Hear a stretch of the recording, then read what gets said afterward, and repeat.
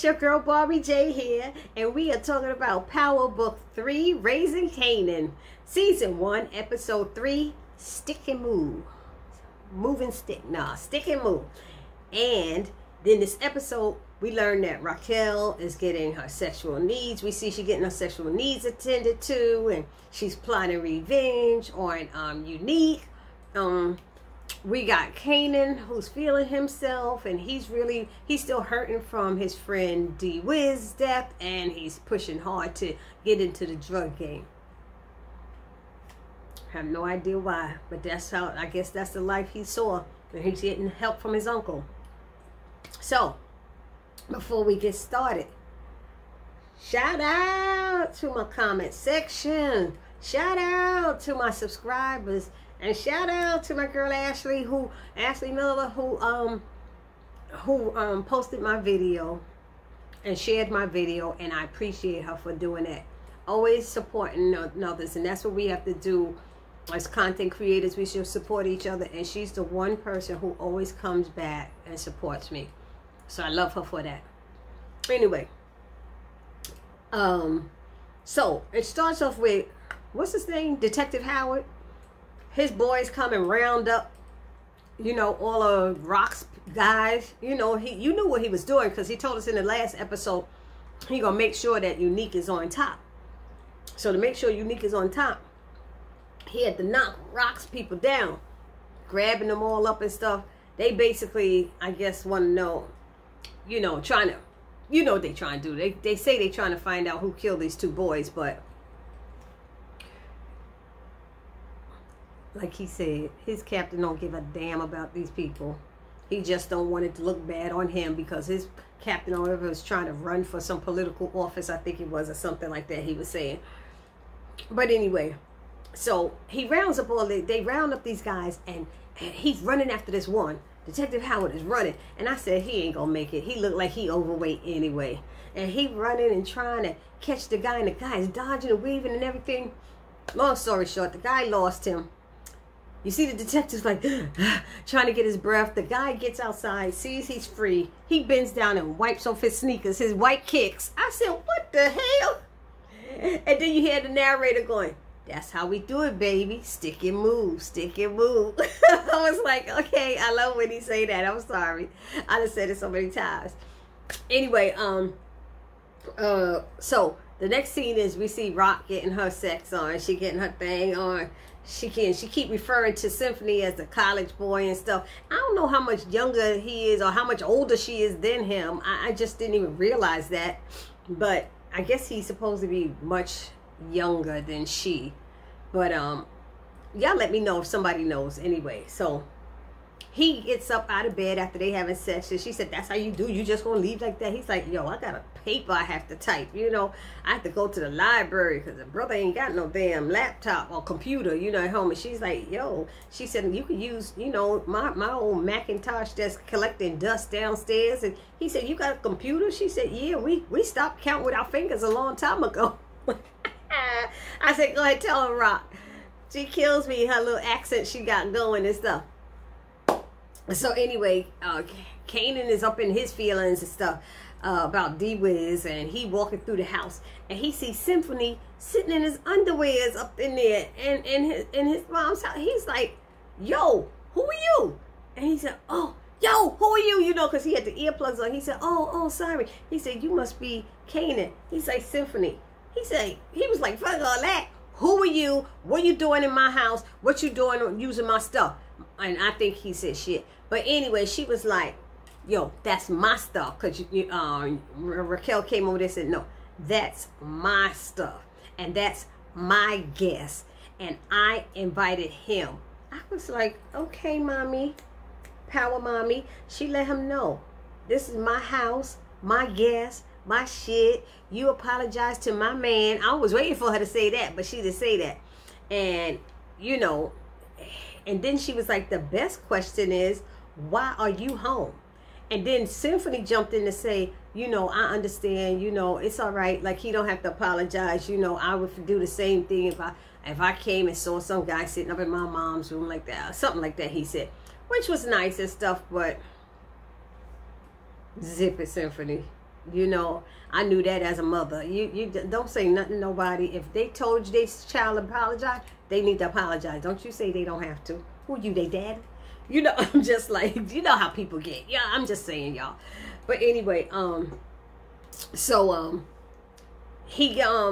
he was like, I needed some time with this little attitude. I needed time. And she's like, school started an hour ago. So she said, I'm taking you to school. So she gets him in the car and said, your grades are freaking slipping. She said, I got a progress report and it's slipping. And she said, things is going to change real quick around here, this mother, if you don't get it together. I'm telling you right now.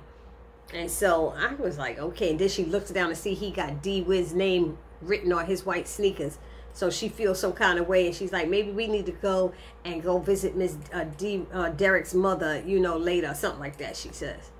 Then I'm sitting there going, really? But I'm going to leave my feelings about that at the end, at the last part. That's when I'm going to tell you how I really feel about that.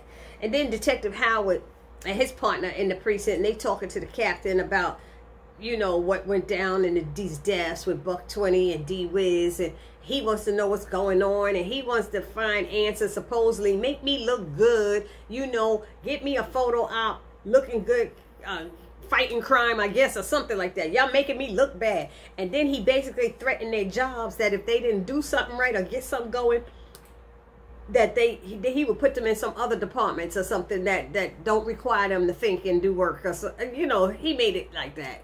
It was funny though, because that detective was like, it looked like he was Asian, so him making these jokes and these racial things, it was just like, okay.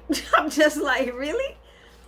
Anyway, let's see, Rock, Lulu, and Marvin are sitting in the car, and they making plans about their business, and Unique, what's going down with Unique, you know, because now that he had them round up their guys, Detective Howard round up their guys, they ain't got no business. They ain't got enough drugs to survive till the next day or something like that. So they said something about them, some guy, Dean or whatever, cut them off. So Dean must be their supplier. So Rock goes to visit Dean, and because they need their supply connect.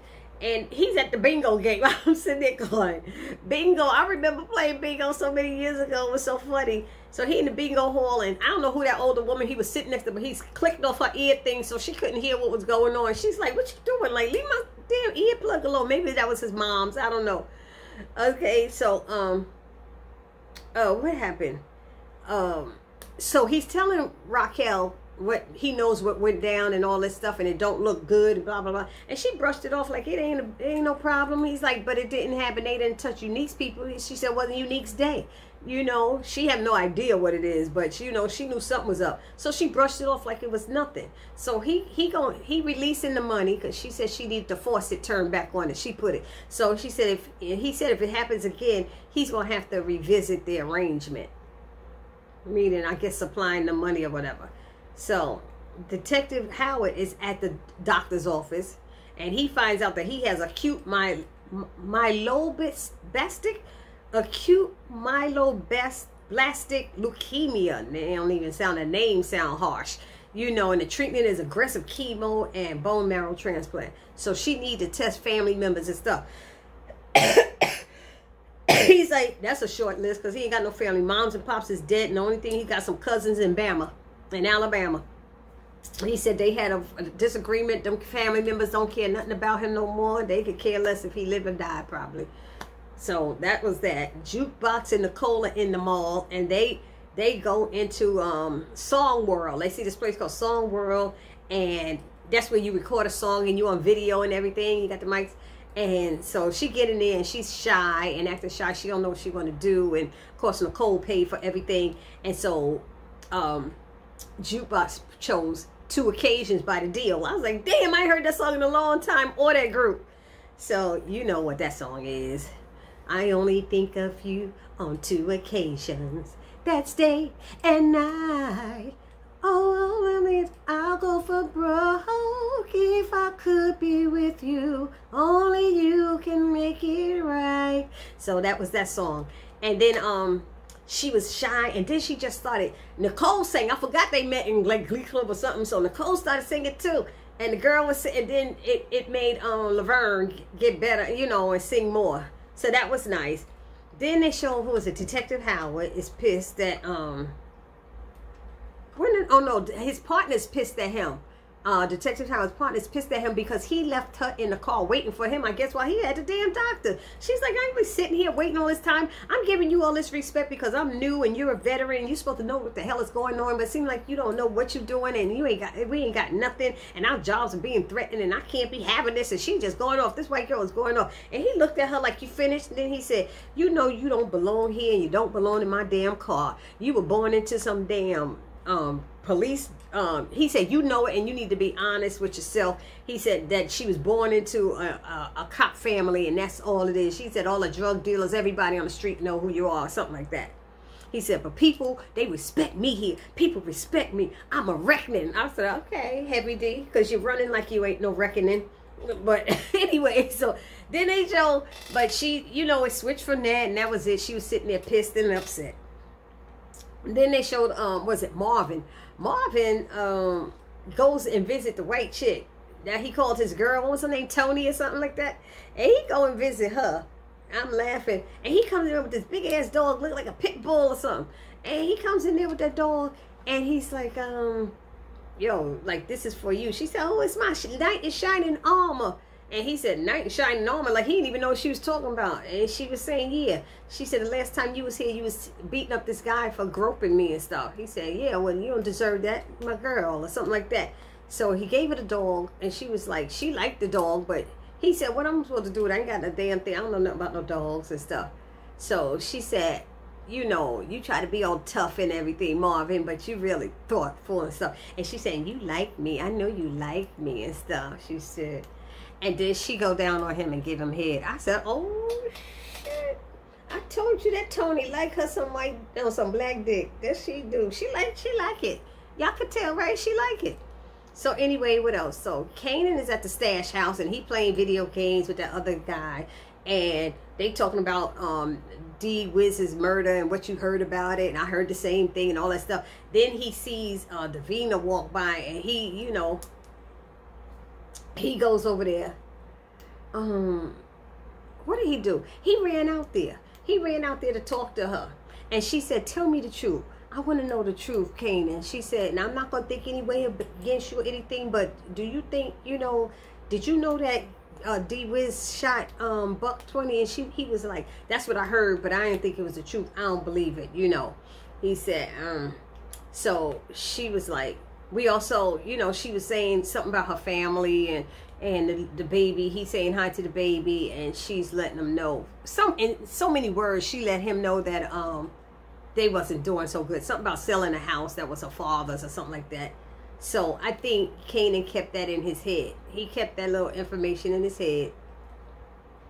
And then it switched back to Rock offering that guy money. Some guy that was at the bingo hall. I guess he was security for Dean. She asked him for help with something, and she had money that she would give him. And she had this like wad of money in an envelope, you know. And she needed information about when Unique's next re-up was going to be. That's what it was, his next re-up. So we were like, okay, all right. So what if they found out? But then I guess he wouldn't find out because he doesn't work for Unique. He works for Dean, right? So that's what it is. So it shouldn't be an issue. Because I was sitting there going, what is he doing? Why would he do that? You know. Anyway, what else happened? There was I'm trying to remember what else happened after that. Oh, Jukebox is with Nicole. Jukebox is with Nicole, and she gets some beep on her watch. I said, is that an Apple Watch? Because Apple Watches wasn't out there. So she had some little beep or something. And she knew she had to go and get notification. But it looked like Kanan had gotten that same beep too. But I don't know why that was. He looked at his watch for something. And I was wondering about that scene as well.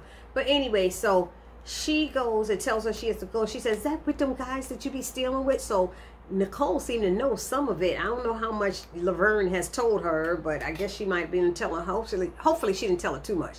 What else happened? There was something. Okay, guys, help me out now because I'm getting tired. So when Juke gets there, when she gets there to the spot where they're going to steal that stuff and make their move, the security goes. They run in the truck. They opening the boxes. They stealing stuff and everything. Everybody gets out. This one guy is moving real slow. He must have been greedy, taking too much. And then the security cop or the driver, somebody catches him. And he started beating the crap out of this guy. Just beating him and beating him. And okay, Jukebox, you come back to stop him and save him and stuff. But why the hell your mask down? Why you mask down? Everybody got their face covered. Why would you pull your mask down while you go back and save him? And the guy is on the ground, half in and out, but he see her damn face. Even though she saved him, and she pulled out a box cutter because he said something about, that's why you don't send a bitch to do a nigga's job. I said, ooh, come on now.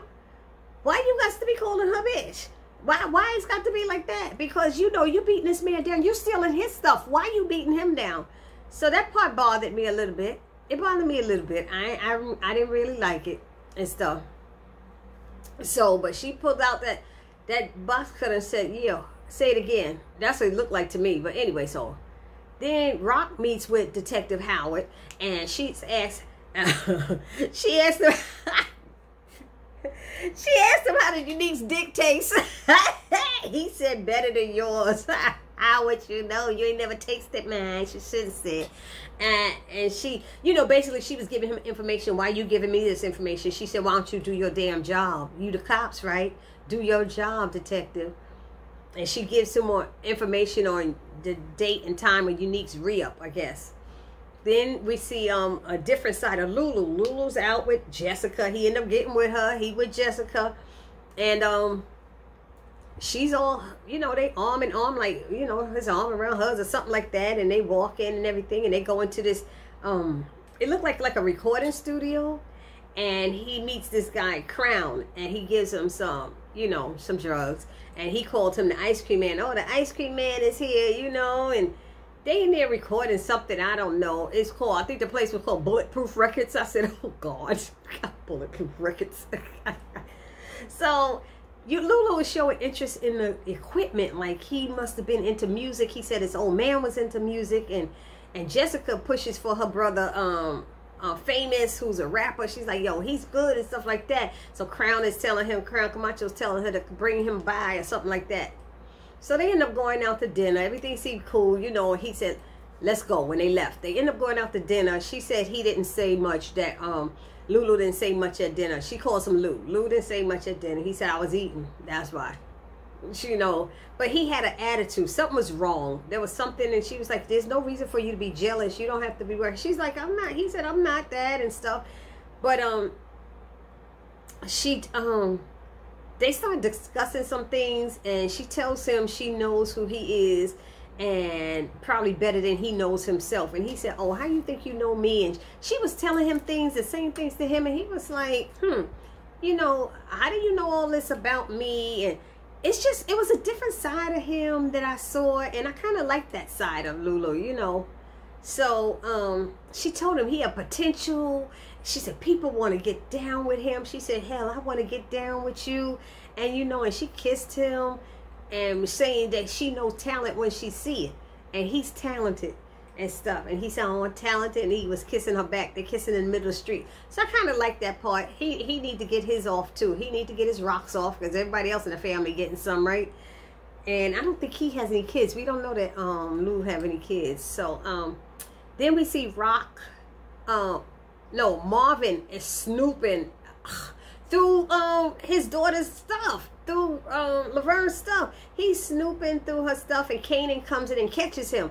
And he's like, nah, she always taking my belt and stuff, you know, I'll be looking for my stuff. He said, wait a minute, how the fuck you get in my house? You know, he said, I got the key. He said, how you get the damn key? You know, me and Juke usually switch. He said, nah, not no more. This ain't no damn tree house. Give me my damn, he said a tree house. I was like, oh my God.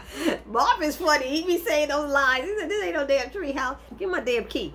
So he got the key back from him, and he asks, you know, Kanan asks him for help. Asks him for help and says he'll help him too with his mom's, because he said, my mom's is always on your case. I see it. I see what's going on. But I need help. And he wanted Marvin to start teaching him about, you know, the buying and the selling of the drugs and how to do that stuff and everything. And so he starts helping her. And they said, you know, You know, moms can't know. He said, no, Raquel cannot. It's a secret. So they know she can't make. So they made that deal, and that's what he helped them with. Then they show Jukebox at Rock's house. And she comes in there, and Rock is in Kanan's room, but she's looking at the obituary for Derek. And she said, I didn't mean to, you know, surprise you. I was waiting for you to look up. And Juke once said, I just wanted to leave some clothes here because my father goes through all my stuff all the time. She said, baby, you know, you used to live here. You could come by here all the time. She said, I miss those days we used to sit and talk all night and everything. You know, girl, so you could come here and everything. I miss you, you know, I miss you. She said, I miss it too, auntie, you know. So they sat down and had their little girl moment and stuff. When she asked her what's keep, she said, "What?" She said, "This is just some clothes I'm keeping in the bag," because she thought it was by cans. She said, "I know my brother ain't got you out there collecting no damn cans." I said, "Oh God!" She said, "I kill that boy. I kill him." So anyway, so they started talking. She said, "What is it that got you away from me so much? And you know, and I miss you." And she started smiling. She said, "Oh, you got somebody? You got somebody? Oh, look at that smile. I know that smile, girl. I know that smile. I got me somebody too. I got me somebody too. Got me smiling just like your ass from ear to ear, you know." She said, "Well, you my girl. You can always come here anytime. I miss those talks. So anytime you want to, let's have it." She said, "But we deserve to be happy. We both deserve to be happy and smile." So that was a nice moment with her auntie, because she didn't have no women in her life, really. That's it, you know. So then you see Detective Howard. He goes to the captain about that information that Rock gave him. He wants to know where the information came from. She won't tell him. He said, "I don't want to call it in because if it's not what it is, then I'm going to look bad. So let's use our guys and go there." So they go and stake out this place, waiting for that drug deal to go down, the drug buy to go down. In the meantime, Juke is at the park. Juke goes to the park and takes Kanan and Famous to the park. They both supposed to be going out there to go sell some drugs, but Famous is more interested in the four guys that down the hill rapping, so he go over there, and Kanan's like, "Yo, dude, where you going?" He's like, "Yo, I'm going over here with them. We supposed to do this together." He said, "Nah, you good, you handle it." he said, "Well, he ain't made for this anyway." That wasn't Famous thing what he wanted to do. Famous want to rap. That's what we can see right there. So he goes and he goes down there. She's teaching him.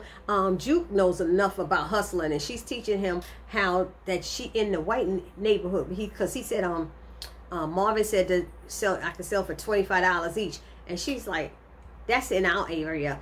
You in the white people lane. You need to do white people prices up here. You could get $50 for one." He said, "I ain't trying to get rich now. Like, I just want to make some little bit of money." She said, "You got to do it in the prices that they go." So then some white guy comes up to him and wants to buy it. And he's like, after all that, he don't know a price. So he got $30. Dude's like, "What, 30? He said, "Yeah, you heard me. Like, what's the problem with it?" He said, No, that's a good damn price. Here, let's make it 2 for $50. That white boy's like, "I got a deal." And he rode off on his, you know, skateboard and stuff. It was out. I said, "See," and then he's shaking the money, showing Jukebox.